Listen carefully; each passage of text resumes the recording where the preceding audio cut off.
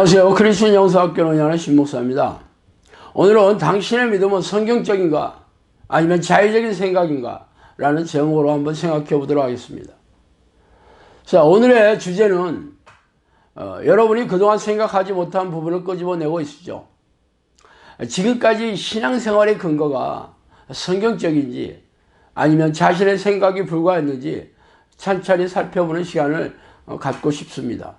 제가 왜 그런 제안을 하는지 아십니까? 대다수의 크리스천들이 성경에 약속한 믿음의 능력도 없으며 형통한 삶도 누리지 못하고 있기 때문입니다. 그러나 눈 두 개가 있는 물고기가 눈 하나짜리 물고기 마을에 가면 병신 취급을 받듯이 우리네 교인들의 대다수가 무능하고 무기력한 믿음을 지니고 살고 있기 때문에 성령께서 말씀하시는 믿음의 능력을 보이는 사람들을 기이하게 여기고 배관시하기 일쑤입니다. 그 이유는 자신들과 다르기 때문이죠. 아무리 성경에서 말하고 있는 하나님의 능력이라고 말해도 귀를 닫고 들을 생각조차 없습니다. 그래서 오늘은 우리네 교인들의 신앙행위가 과연 성경적인지 아니면 귀신이 넣어주는 생각인지 살펴보도록 하겠습니다. 먼저 자기 확신인가 아니면 성경적인 믿음인지를 살펴보시기 바랍니다. 대다수의 사람들은 영적 기도를 하고 주일 성수를 하고 있으면 천국에 들어가는 믿음이 있다고 철석같이 믿고 있습니다. 그러나 천국에 들어가는 여부는 이 땅에서 확인할 수가 없죠. 오직 심판대 앞에서만 알 수 있을 뿐입니다. 이 땅에서 확인할 수 없는 상황이기 때문에 사꾼 목사들과 거짓 교사들은 손쉬운 천국을 소개하며 사람들의 환심을 사고 있습니다. 그러나 신앙 고백을 했다고 천국에 들어갈 수 있다는 말은 성경에 없죠. 사람들이 성경을 자의적으로 비틀어서 해석하고 아전 인수식으로 받아들인 것일 뿐입니다. 예수님은 믿는 자들의 표적으로 귀신을 쫓아내고 질병을 치유하는 등의 영적 능력을 드러내는 것이며 겨자씨만한 작은 믿음일지라도 기적이 일어난다고 선포하셨습니다. 말하자면 여러분의 믿음이 있다고 백날 말해보았자 무슨 소용이겠습니까? 예수님이 내 믿음이 크도다, 내 믿음대로 될지어다 라고 인정해 주셔야 할 것입니다. 그러나 교회에서 학습하고 머리에 저장한 것을 믿음이라고 여기고 심리적인 확신을 성경적인 믿음이라고 착각하고 있는 이들이 대부분입니다. 그래서 우리네 교회에서는 긍정적인 사고방식이나 적극적인 사고방식 등의 책자들이 불편하게 팔리는 이유이죠. 또 어떤 집회를 이끄는 어떤 장로님은 기도할 때마다 나을 것을 믿고 선포하라고 기도해야 한다는 것을 부추기고 있기도 합니다. 그러나 기적이 일어나는 믿음은 하나님이 인정해 주셔야지 자기 확신이나 자기 암시 등의 심리적인 의지로 될 수 없습니다. 웃음치료나 음악치료, 미술치료, 최면치료 등의 심리적인 치료 등이 내적 치유라는 말로 바꿔서 우리네 교회에서 버젓이 들어와서 자리 잡고 있습니다. 이런 죄의 믿음은 뉴에이지에서 말하는 수행 방식과 무엇이 다릅니까?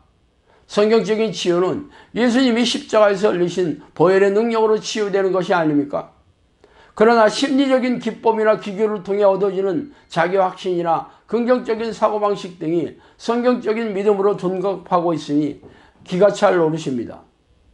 두 번째는 자기 만족인지 아니면 하나님이 주시는 선물인지 살펴보아야 합니다.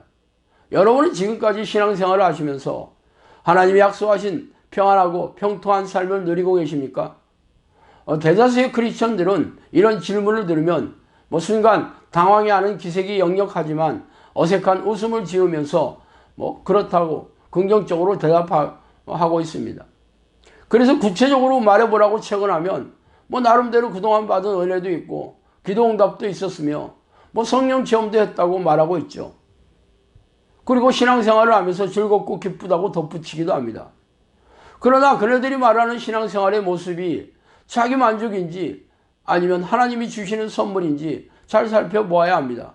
대다수의 크리스천들은 주일 성수와 각종 교회 봉사, 11조, 새벽기도 등의 희생적인 신앙생활을 하면서 이렇게 하고 있으니까 자신은 신앙생활을 잘하고 있으며 천국에 들어가는 자격을 확신하고 또 좋은 일이 생기면 하나님이 주시는 은혜로서 혹은 기도응답으로 치유하고 또 마음에 맞는 교인들과 사귀면서 신앙생활이 즐겁다는 근거로 삼기도 합니다. 그러나 그런 투의 대답은 불교나 이슬람교 심지어는 무당을 찾아다니는 사람들도 똑같이 대답하는 유형입니다. 말하자면 희생적인 신앙행위를 하면서 생기는 심리적인 상태나 우연히 발생하는 일들이 하나님이 주시는 은혜나 기도응답 등으로 그런 선물로 판단하고 기뻐하고 만족스럽게 생각하고 있다는 것이죠. 그러나 성경에서 말하는 선물은 여러분이 생각하고 판단하는 것과 현격하게 다릅니다. 하나님이 주시는 평안은 세상이 주는 평안처럼 일시적이고 임시적이지 않으며 기쁨은 조건적이거나 일시적이가 아니고 기도응답도 가물에 콩나듯이 나타나지도 않습니다.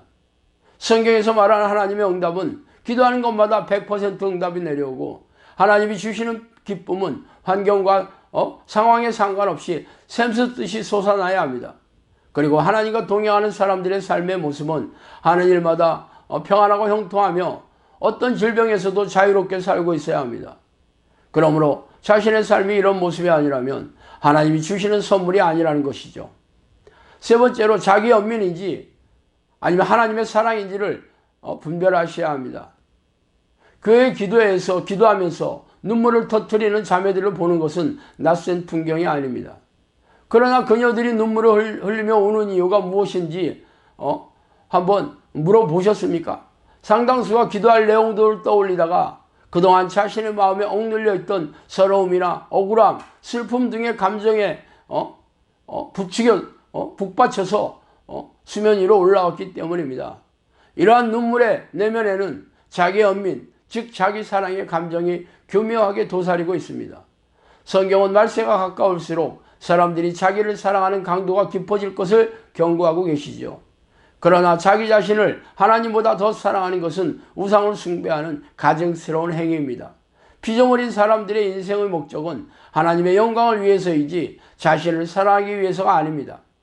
그러나 교회 내에서 자신들이 누리고 싶은 세속적인 욕심을 위해 기도하는 이들이 적지 않고 자기 연민을 하나님의 사랑으로 착각하고 기도를 시작하면 웃음을 터뜨리면서 카타르시스를 느끼는 이들도 적지 않습니다. 자기 연민은 하나님이 사랑이 아니라 귀신들이 넣어주는 미혹입니다. 하나님의 사랑을 받는 자녀들은 자기를 부인하고 자기 십자가를 지며 자기 목숨까지도 기꺼이 드리는 제자가 되어야 합니다. 그러나 자신의 탐욕을 채우며 자기 연민에 빠져서 교회 마당을 밟는 이들이 우리네 주변에 허다합니다. 참 답답하고 안타까운 일이죠. 자, 오늘은 여기까지 하겠습니다. 감사합니다.